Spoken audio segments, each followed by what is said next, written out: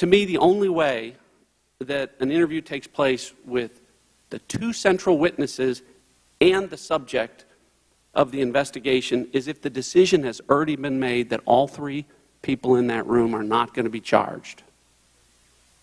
Okay, can I respond? Yes, please.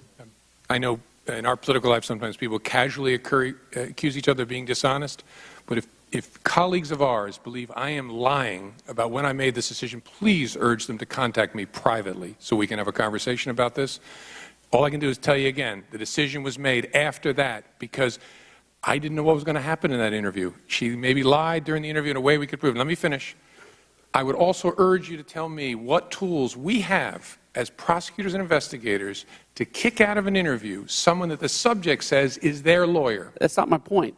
The interview never should have taken place if you were going to allow the central witnesses that you needed to prove the case to sit there and listen to the testimony that the subject was going to give. It never happens. It never happened to you, and it's never happened to me or any other prosecutor that I met. And I know you've defended the people that were involved in this as being great, but if it's never happened, I wonder why this is a case of first precedent with respect to that practice that you and I have never seen in our careers. You and I don't control the universe of what's happened. I suspect it's very unusual. A key fact, though, that maybe is leading to some confusion here is we had already concluded we didn't have a prosecutable case against Heather Samuelson or Cheryl Mills at that point. If they were targets of our investigation, maybe we would have canceled the interview. But frankly, our focus was on the subject. The subject at that point was Hillary Clinton. All right, let me move on. According to the FBI's own documents, Paul Gambetta was, in his first interview on February the 18th, told FBI agents that he had no knowledge about the preservation order for the Clinton emails. Correct? I don't know the dates of that, but I'm sure it's in the 302. Okay, but then 2.5 months later, on May the 3rd, his second interview, he made a 180-degree turn.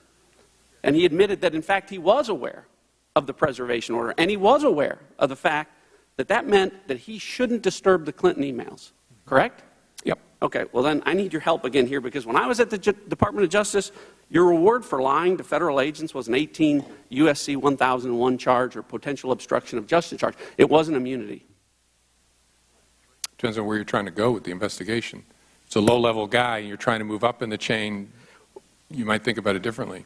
Well, he lied to an FBI agent. You don't think that's important? Oh, it's very important. Happens all the time. Unfortunately, it's very, very important. Sometimes you prosecute that person and end their cooperation. Sometimes you try and sign them up. But if they lie to an FBI agent after they're given immunity, they violated the terms of their immunity agreement. Oh, sure, after the agreement. And so that's my point. He shouldn't have immunity anymore. Oh, I'm sorry, I may have misunderstood you. He lied to us before he came clean under the immunity agreement and admitted that he had deleted the emails. No, not according to the FBI's documents. He had the immunity agreement in December of 2015. These interviews took place in February and March and May of this year, 2016. Gambetta? Gambetta. Okay, then I'm confused and misremembering, but I don't think that's right. Okay, well,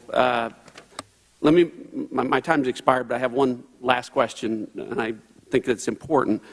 At this point, based on everything, do you think that any laws were broken by Hillary Clinton or her lawyers? Do I think that any laws were broken? Yep. I don't think there's evidence to establish that. Okay. Well, I think you're making my point when you say there's no evidence to establish that. Maybe not in the way she handled classified information, but with respect to obstruction of justice. And you've got a pen here. I just want to make sure the record's clear about the evidence that you didn't have, that you can't use to prove. So this comes from the FBI's own report.